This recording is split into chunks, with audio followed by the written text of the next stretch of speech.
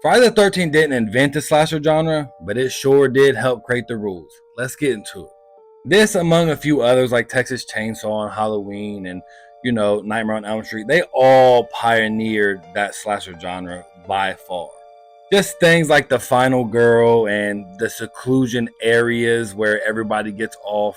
Now, this film might be my favorite setting amongst all of those.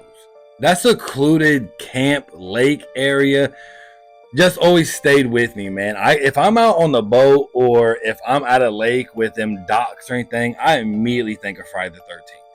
We get a classic soundtrack in the I mean, who doesn't know that? And the first person point of view from the killer's perspective was new at this time. I know Halloween did it for the opening scene and it's iconic, but this was the first time I think that it happened throughout the entire movie. We get a young, fresh Kevin Bacon in this film, even though not just him, but just the acting overall was pretty underwhelming, even for a slasher. Now, a highlight of this film by far was the visual effects. Now, you don't really see too many killings like on hand, but you see the aftermath, and boy, that makeup is good, especially for 1980. Now, I grew up on Friday the 13th, and to be honest, Jason Voorhees was just my favorite, my favorite killer amongst all of the Michael Myers, Freddy Kruegers, etc. I just preferred the Friday the 13th franchise over any other, by far.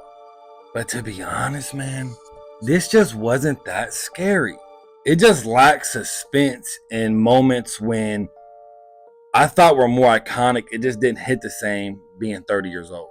Now, don't get me wrong, we get a shocking, classic horror movie twist. I mean, one of the biggest in the horror genre by far.